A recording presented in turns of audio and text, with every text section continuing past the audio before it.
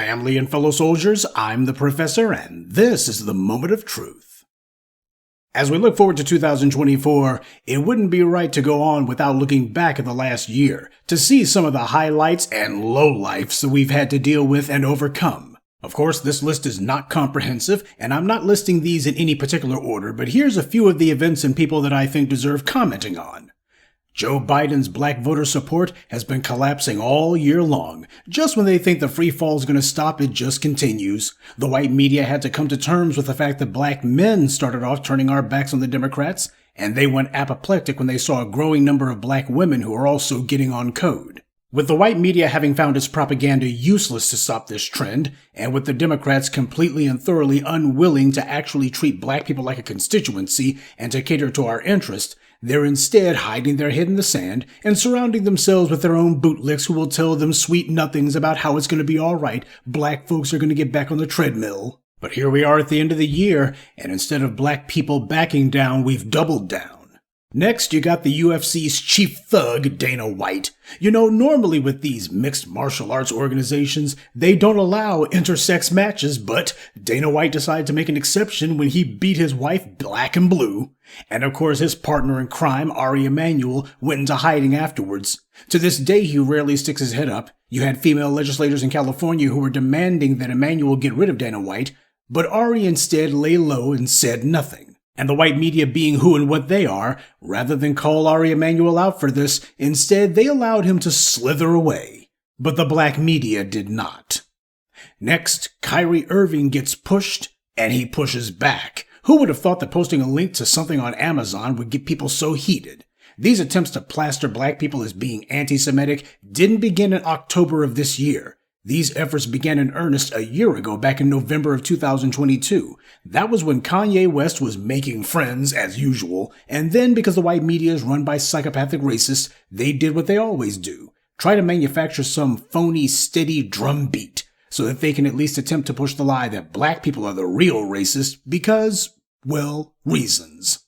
The owner of the New York Knicks, an Asian businessman named Joe Tsai, decided that he would try to score brownie points with the dominant society. So he publicly attacked Kyrie Irving and tried to make a show of treating him like a disobedient child. We're scolding him like he's just a little brat. He just knew that those racists he was trying to pander to would love it, but it backfired on him when the biggest names in the NBA spoke up for Kyrie Irving. Just this once, the $40 million slaves discovered their backbone. Joe Tsai thought that Kyrie and Kevin Durant were stuck in New York playing for him, that they couldn't leave. But they had been plotting to leave the whole time. First, Kyrie Irving announced that he was leaving in February, followed closely by Kevin Durant. And overnight, the Knicks went from being playoff contenders back to being a toilet bowl level team. And the same white media that Joe Tsai was trying to win the favor of began writing articles about how he sunk his own franchise. But one of the lowlights of this putrid episode was when the white media bootlick has-been Goldie Taylor wrote a hit piece for Rolling Stone entitled "Black Anti-Semitism Isn't Rare, It's Ingrained." She then went on to write that black boys were the threat here, echoing what the Israeli Consul General in Atlanta said about the problem for Israel being the young black generation. So this is an organized effort to demonize black Americans as being inherently anti-Semitic, when in reality, we're the only ones who aren't. And even Rolling Stone knew that they had gone too far with that title, because within an hour or so of this hit piece being posted, Rolling Stone changed the title to Kanye, Kyrie, and Me, but behind the scenes, the same Ari Emanuel who had ignored the open violence of Dana White was doing the most to stir the pot on this one. And while he remains silent about his buddy Dana beating his wife in public, he needs to be forced to answer for his campaign of blatant anti-black race baiting. And speaking of race baiters, Ron DeSantis, the king of anti-wokeness, watched his campaign go to sleep. He never figured out that campaign tactics that work in blood-red states don't work anywhere else. As I've been telling you all since he began with his asinine anti-black crusade, he was making himself unelectable. Why? As I said, when someone goes to the extreme, they leave themselves with nowhere else to go. He had already passed, or rather tried to pass, laws to attack all things black in Florida, from black voters to books that even mention black people. He spent every day trying to one-up himself on how stupid he could be with his performative extremism. He did all the crap that Christopher Rufo told him to. But Rufo is a paid propagandist for the Manhattan Institute. not a political strategist. He knows absolutely nothing about how elections work, especially national ones. You see, the kind of asinine displays that Rufo recommends people engage in only plays well on Fox News, but it turns off absolutely everyone else. It also doesn't help that Ron DeSantis can't control the fact that he doesn't like people. He is beyond awkward whenever he's around human beings, probably because he's not one. And by the way of dishonorable mention, the person who's beating DeSantis in the polls, Nikki Haley, refuses to say that slavery was the cause of the American Civil War, instead choosing to repeat the GOP's shop-worn line about states' rights and it's about freedom and keep the government out of affairs. Now remember, after the Charleston Church massacre, when Nikki Haley was governor, she had to be dragged to the microphone to denounce that slaughter, but she dug in her heels on the Confederate flag until public pressure forced her to make what everyone recognized as an insincere statement criticizing the American swastika. But that was okay because only a few months later she was back to defending it again, and this is why black folks do not and will not vote for the GOP. There's no cure for stupid. And speaking of stupid, this happened. Would you mind defining woke? Because it's come up a couple times, and I just want to make sure we're on the same page. So, I mean, woke is sort of the idea that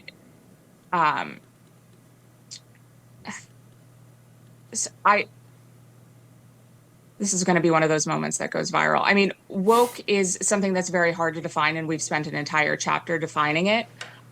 It is sort of the understanding that we need to totally reimagine and redo society in order to create hierarchies of oppression.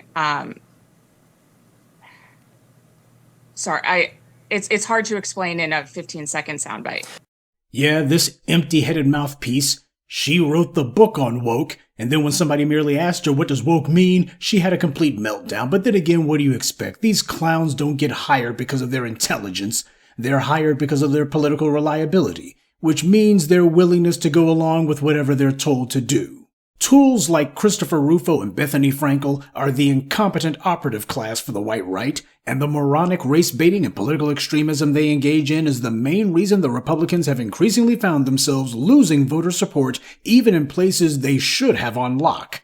Speaking of which, 2023 was also the year of elevating the Democrats' Negro mascots, like Jasmine Crockett and the two clout chasers in the Tennessee legislature.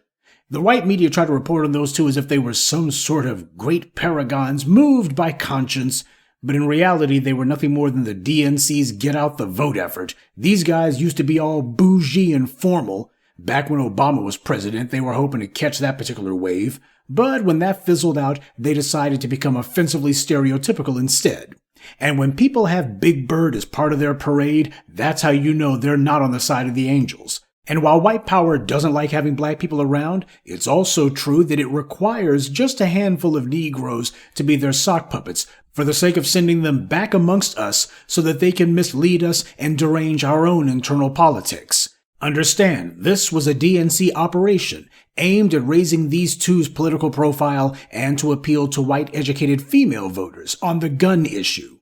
These two are all angry over gun reform but said absolutely nothing about reparations or any other form of tangibles for us.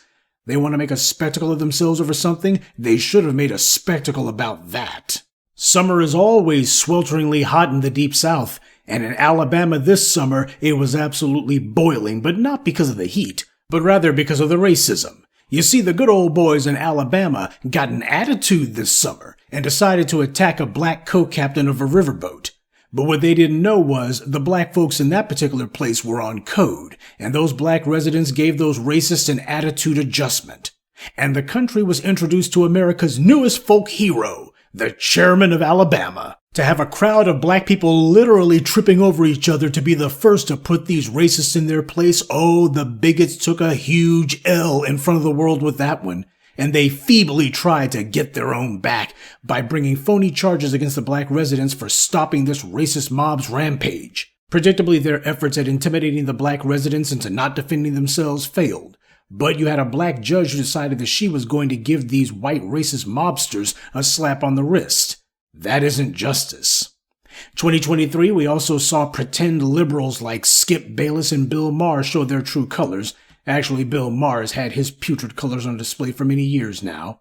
The only people who couldn't see that both of these guys were mouth-frothing anti-black racists were blind. Comedy and the sports page have long been seen as America's way to be able to speak all sorts of anti-black racism while claiming that it's just a joke, or we're not talking about black people while we're just talking about black athletes and teams with majority black rosters. That's who we're talking about. And speaking of sports, Coach Deion Sanders made a big splash with his second act as a football coach at the University of Colorado. His first move was to disrupt the good old boy structure of recruiting athletes. He revitalized interest in college sports, even though he had a losing year.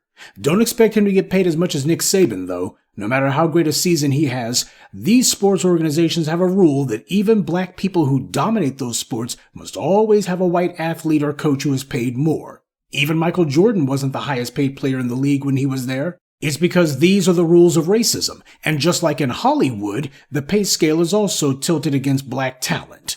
In 2020, both Don Lemon and Tucker Carlson got the axe from their respective networks. Tucker Carlson is in good with white power, so he landed on his feet. Don Lemon, not so much. And speaking of Tucker Carlson, Ice Cube was just tripping over his own feet to be best buds with them. You know, TBA said that if you want to find out what a black person truly believes, put them in front of a white person. Ice Cube showed exactly what he believes, that race isn't really an issue. Funny, since he was talking about a contract with Black America, talking out of both sides of your mouth. This is why we can't let these celebrities speak for us. Even when they try to make a pretense that they're sticking up for black people, you still can't trust anything that comes out of their forked tongues. You didn't hear me cheering Ice Cube when he was talking about wanting to go talk with Biden back in 2020, because I know from experience that black celebrities are creatures of self-interest. So when they want to talk with politicians, that's only to boost their own image, magnify their own clout. I pointed out how Biden refused even this token empty gesture from Ice Cube, but I didn't put him on a pedestal either. A lot of you were shocked and dismayed at Ice Cube showing his true colors, but it's totally predictable that he would flip on a dime because that was his agenda from the jump. Sorry to those of you who are heartbroken, but black celebrities are auxiliaries of the white media. That's who they depend on for their money, for their contracts, for their relevance, their careers. In 2023, the satanic individual whose lie caused Emmett Till's torture and murder was allowed to die on the loose instead of in a cage where it belonged. The family found the bench warrant for this woman's kidnapping charge, but the government refused to execute it. Both Democrats and Republican administrations alike would use the murder of Emmett Till to get headlines by claiming they were reopening the case. But of course, in the end, it was all a pack of lies, and they would announce, well, nothing new here, in fact, nothing at all. This was actually the white government showing that they knew exactly how guilty this woman was and that they were protecting her. Biden has been in political office for 50 years. And in all that time, you ever see this guy go hard in the paint to get justice for Emmett Till? Of course not. And now, after decades of sitting on his hands and biting his tongue to make sure that he didn't demand justice for Emmett Till, after 3 years as president, he didn't lift a finger. All he did was he waited for the last of Emmett Till's murderers to die, and then Biden exploited this by declaring there was going to be a so-called monument to Emmett Till. That was just something to get him some quick headlines. It doesn't get the Till family justice. And while neither of the two major parties was directly responsible for the murder of Emmett Till, the fact is both political parties have engaged in making sure that there's a permissive social and legal environment that allows and encourages these white supremacist racists to target black people, then as now. The refusal to get justice for Emmett Till is a crime against black America that we should never forgive or forget. A lot of the racists that we have to contend with today are the beneficiaries and even allies of those racists that we were fighting against in the 30s, 40s, and 50s. Keep in mind, Joe Biden was mentored by a Southern segregationist, but I'm sure you didn't need me to tell you that. Also in 2023 was the heinous killing of Jordan Neely. The governor of New York, Kathy Hochul, herself got on camera defending this vicious crime. She blamed the victim for his own death, saying there's consequences for behavior. And of course, Officer Eric Adams of the NYPD couldn't wait to join in with her. And they would still be cheerleading it today except for the sustained and aggressive denunciation and outrage from the public. That was the only reason both Hochul and Officer Eric Adams pretended to take back their words. In 2023, two terrorist groups, the Proud Boys and the Oath Keepers, got themselves locked up. Although they were charged with seditious conspiracy, the real reason that they're in prison is because of terminal stupidity. They were clout chasing. Instead of moving in silence, they were broadcasting all their moves for all the world to see. I mean, you gotta be some kind of stupid to allow an outside camera crew to take video of you plotting your insurrection, and then when the deal goes down, you decide to get on social media and start saying, "We did this." Hell, they just handed the prosecution that conviction. But there's a lesson in this for black people too.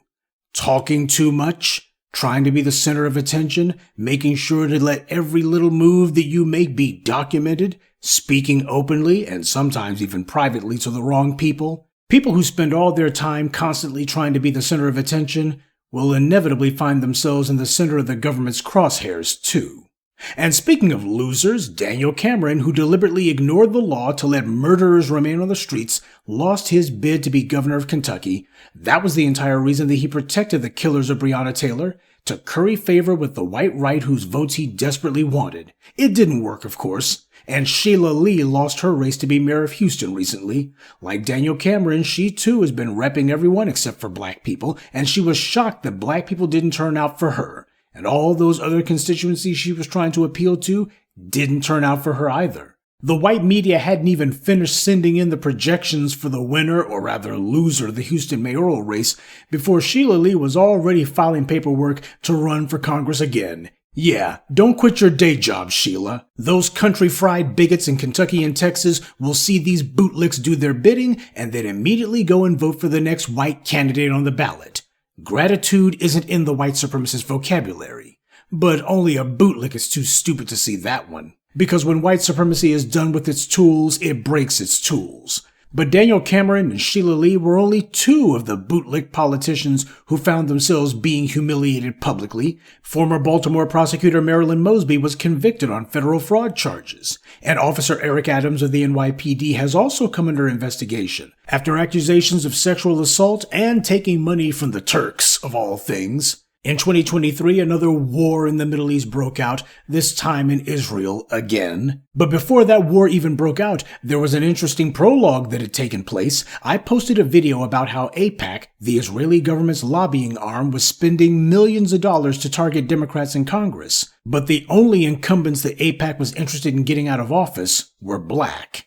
Black members who always voted the right way on Israel, and yet the Israeli government was fighting to have them voted out of Congress.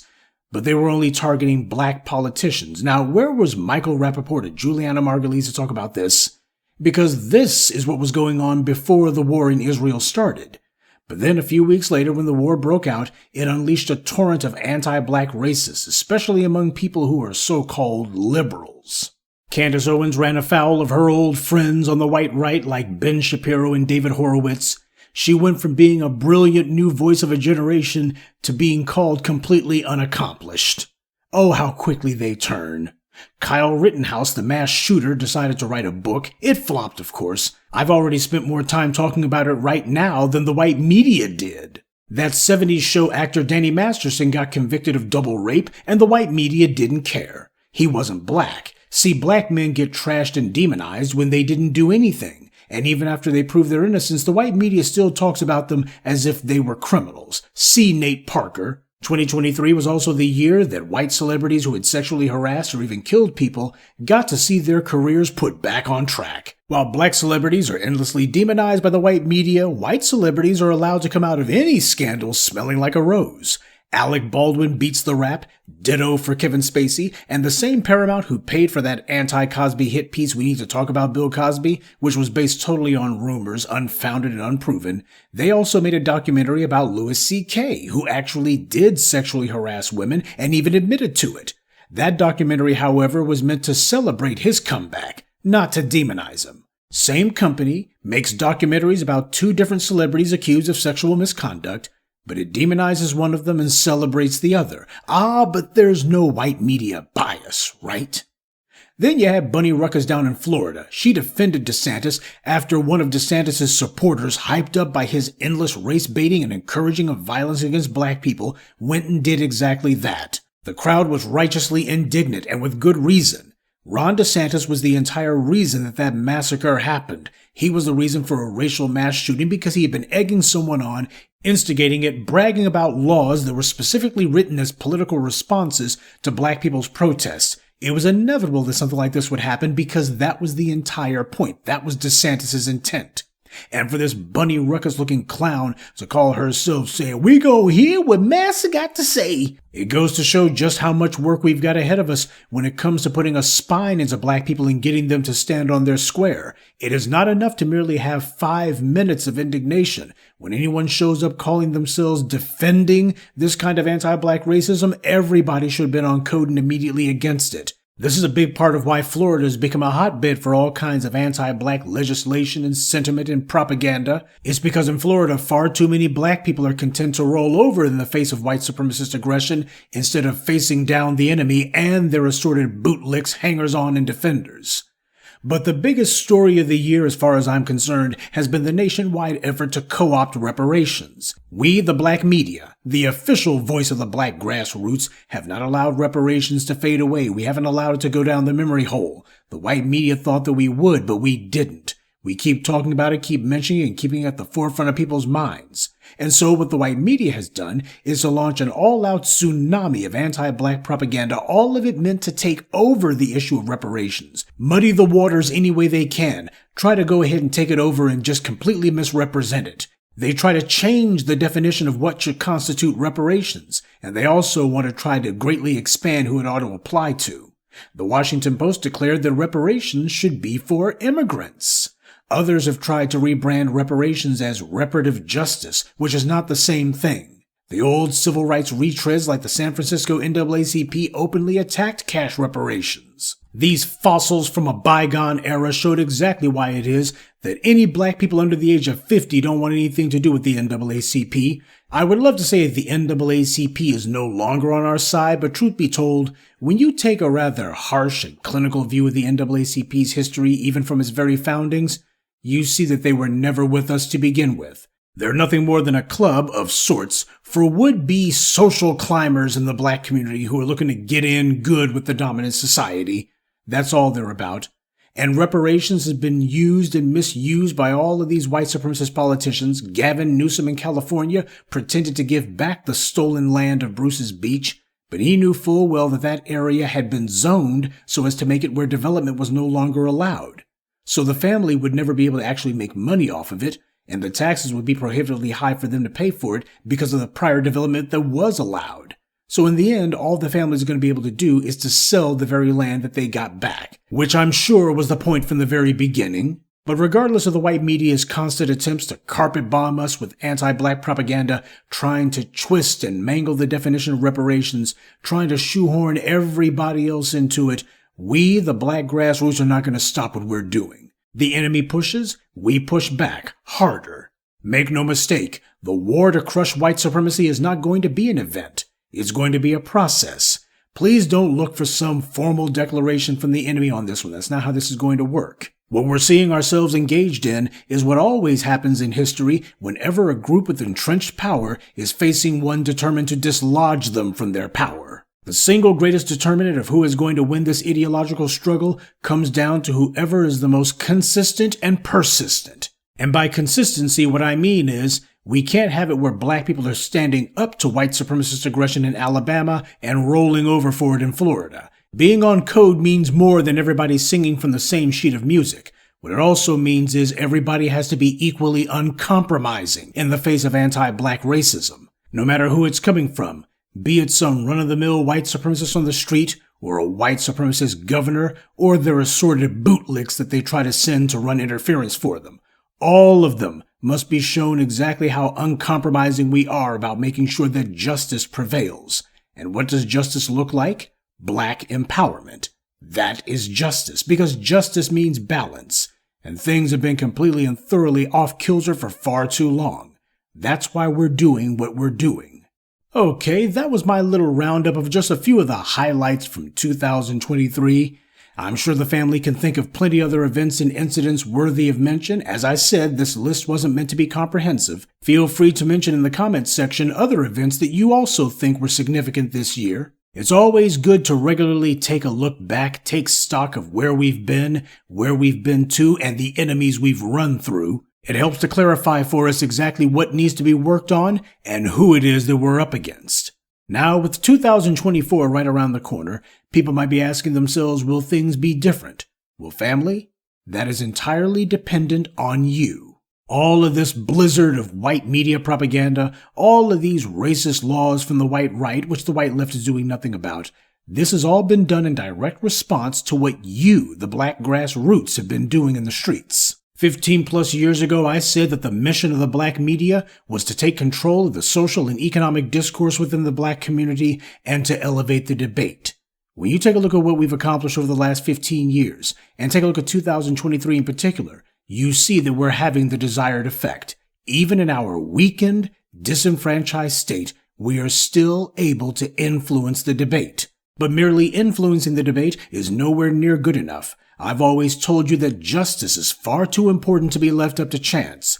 We've got to make sure that we put our hand on the scales. And it's all right for us to do so, because when our hand is on the scales, that is the hand of justice. Not just this year, but every year. And that was 2023, the year in review. I hope you found that little retrospective to be enlightening and encouraging. And I also hope that everybody will redouble their efforts to be about the business. White supremacy is not going to fall on its own. It's our duty to make sure that we topple it, and it is also our glory. Everyone has a part to play in crushing the greatest evil the human race has ever seen. Everyone has a duty to contribute to the fight. Because if there's one thing I hope that 2023 has taught us, it's that when we fight, we win. Good day, and be one. I'd like to take a moment to mention some of our contributors: Murad Campbell, Frederick Dawkins, Nadia Induku, Sila Manalaji, and Zachary Jenkins. Salute to them, and thank you to everyone for listening, liking, and sharing this message. Black empowerment only exists because of you.